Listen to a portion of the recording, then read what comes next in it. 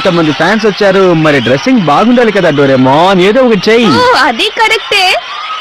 నా డ్రెస్ కెమెరాని యూజ్ చేస్తాను.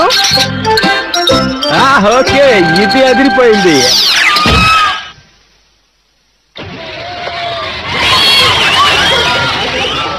ఓకే, వాళ్ళని ఓడకూడదు. నువ్వు ఫాస్ట్ బాల్ వేసి వాడిని అవుట్ చేస్తున్నా. ఆ సంగతి నాకు వదిలే. ఇప్పుడు నేను పిక్చర్ క్లీన్ అప్ హిట్టర్ ఎలా ఆడుతానో చూడుతామో. ఓకే ఫ్రెండ్స్, నేను రెడీ.